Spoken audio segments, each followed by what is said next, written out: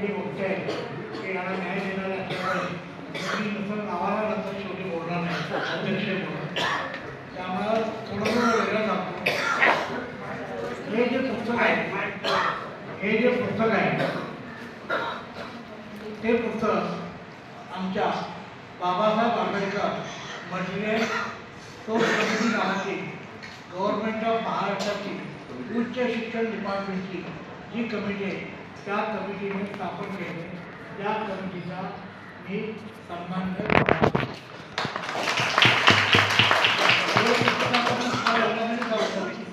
या पुस्तकामध्ये त्याच्या आधी अनेक लोक सांगायचे की बाबासाहेब आंबेडकरांना पाहिजे, अनेक लोक सांगायचे.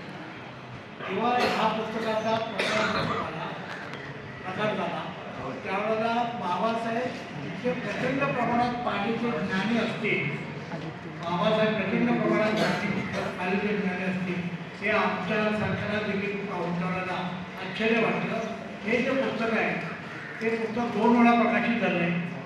2017 2015 ते बाबासाहेबांची 125वी जयंती साजरी झाली तेव्हा सुद्धा हे पुस्तक आम्ही प्रकाशित केले.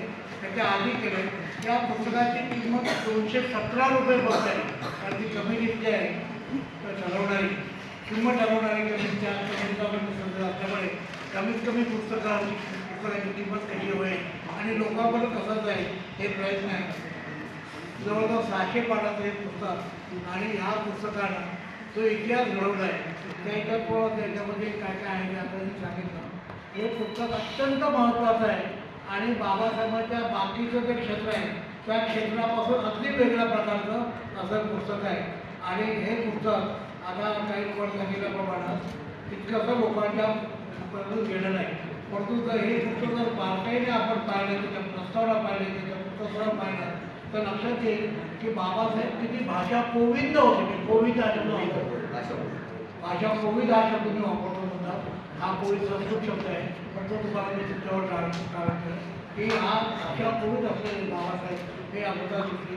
बाबासाहेबांचं बाकीचं सगळं कर्तृत्व आपल्याला माहिती आहे, सगळं कर्तृत्व आहे, पण भाषेबद्दल त्यांचं कर्तृत्व हे अधोरेखित झालेलं नव्हतं. हे अधोरेखित करण्याचं काम आम्ही केलं आणि ते तुमच्याकडून पोहोचवण्याचं काम यांनी केलं. आणि म्हणून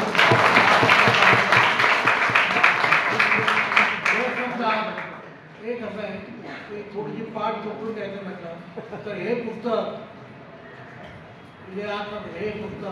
जेव्हा त्या कोर्टामध्ये होतं, कोर्टात अडकलेलं होतं, त्या कोर्टात अडकलेलं पुस्तक हे त्यावेळेला कोर्ट कचेऱ्या करून हजारो रुपये खर्च करून, मी लाखो नाही म्हणत, हजारो रुपये खर्च करून कोर्ट कचेऱ्या करून ते कोर्ट जर मी मुक्त केलं नसतं, कोर्टातून मुक्त केलं नसतं म्हणतो आपल्याकडे अनेक लोक माझ्या परिचयाचे सहज तरीके कोर्ट मुक्त केलं नसतं तर हे पुस्तक पूर्ण पुस्तक उंदरानं, पालीनं, कॉक्रोचनं त्याने खाऊन टाकलं असतं.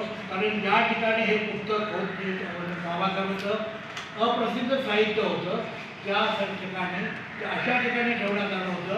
जुन्या काळात आपल्याला काळ्या ट्रंका माहिती असतील, त्या काळ्या ट्रंकामध्ये ठेवलं होतं आणि त्या काळ्या ट्रंकाच्या पाठीवर आपले कॉक्रोच जायचं आणि लोक ते पुस्तक ते कॉक्रोच हे पुस्तक ते खायचं. मी त्यावेळेला त्याच बिल्डिंगमध्ये कामाला होतो, ट्रंका बिल्डिंगची बिल्डिंग होती, PhD ऑफिस आहे तिथं मी कामाला होतो. मी रोज जाऊन बघायचो का तिथं ती पुस्तकं, सगळे पुस्तकं बाबासाहेबांचे अलिखित साहित्य, अप्रकाशित साहित्य सगळी जगतात होती. 4 पिढ्या होत्या काळ्या पेट्या. मी बघायचं कालचं कॉक्रोच आज आणखी तुकडे दिसते, कालचं होती ना कालची भूत आणखी मोठं झालेलं. म्हणजे त्यावेळेला असं वाटतं की ही कॉक्रोच आणि हे बाबासाहेबांचं साहित्य ठुडत आहे, ठुडत आहे, माझं हृदय ठुडत आहे असं मला वाटलं. आणि त्यावेळेला काही झालं तरी बाबासाहेबांचं हे साहित्य बाहेर आलं पाहिजे. आणि म्हणून त्यावेळेला त्यावेळेला मुख्यमंत्री होते शंकरराव गाजीराव ते बोलले की तुम्ही 1 कोटीचा जरी 1 कोटीचा मोठा आणला तरी काही मोठं होणार नाही. ती पुस्तकं बाहेर काढायची, कोर्टातून बाहेर काढायची असतील तर तुम्हाला या ज्यांनी जे कोर्टात गेले त्या माईसाहेब आंबेडकर आणि भैयासाहेब आंबेडकर या दोघांची मान्यता असल्याशिवाय ते दोघं लिगल हेअर आहे, कायदेशीर कोणाचे ते दोघंच आहेत.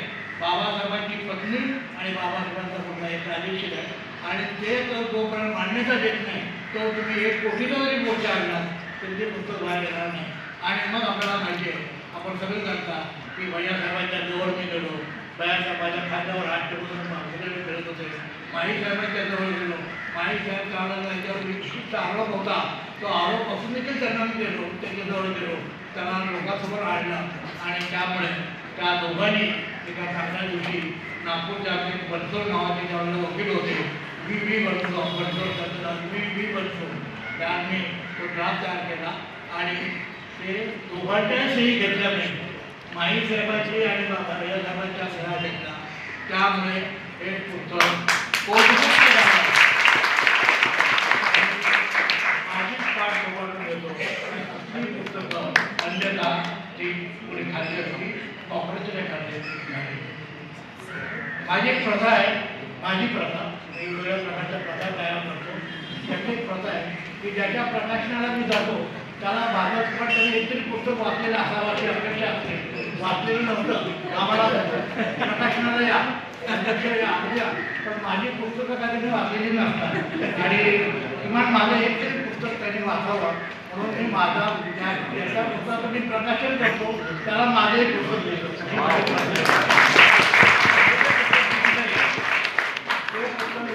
पुस्तकाचं नाव आहे बाबासाहेब चरित्र उणिवा. जे बाबासाहेबांच्यावर 150 लोकांपेक्षा जास्त लोकांनी चरित्र लिहिले.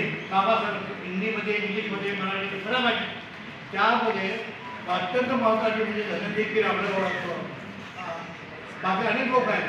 तर ह्या लोकांच्यावर त्यांनी जी टीका केली आणि ज्या चुका केल्या त्या चुका दाखवायला म्हणजे ह्या पुस्तकाचं प्रकाशन पुढे करावं, तेवढ्या तोलामोलाचा माणूस असला पाहिजे त्यांनी प्रकाशन करावं अशी माझी इच्छा होती. आणि चालून ते तुमच्यापैकी काही लोकांना माहीत नसेल पण आजच्या आमच्या घरीतल्या लोकांचा आता सर्वात महत्त्वाचा विद्वान म्हणून होतोय तर तो चालवतोय.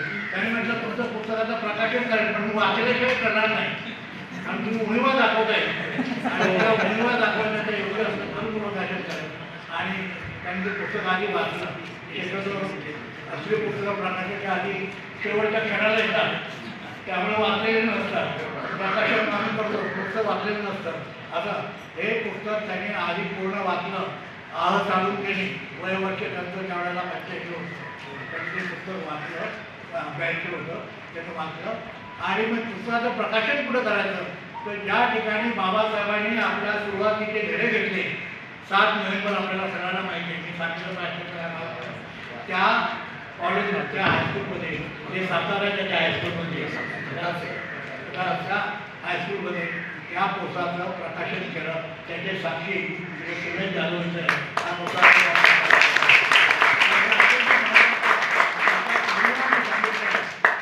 आपल्याला मी धनंजय कीरचा आभार मानले.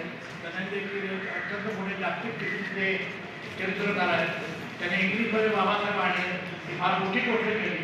त्यांनी इंग्लिशमध्ये आणलंच नसतं तर कदाचित बाबासाहेब आणखी काय लोकांना तर त्या धनंजय कीरांच्यावर टीका करणारा सुद्धा त्यांची बाहेर अनेक पत्र आहेत माझ्याकडे. ते त्याचा मी लाडका विद्यार्थी होतो त्यावेळेला म्हणजे ते पुस्तक त्यांनी त्याच्यावर टीका करायची किंवा नंतर अनेक लोकांच्या लिखित आपल्याला ते करतात. त्यामुळे हे पुस्तक अत्यंत महत्त्वाचं आहे आणि ते पुस्तक मी आज त्यांनी ते नक्कीच वाचलेलं नव्हतं असं वाटतं मला, पण तरी पण ही 2 पुस्तकं दिल्यानंतर आता आजच्या कार्यक्रमाचा मी तुम्हाला पुण्याला सांगतो. आजच्या कार्यक्रमाचे वक्ते हे निवडेकर आहे. मी ह्या पुस्तकाला प्रस्तावना दिलेली आहे, तसं यांनी पण दिले. मी प्रस्तावना नाही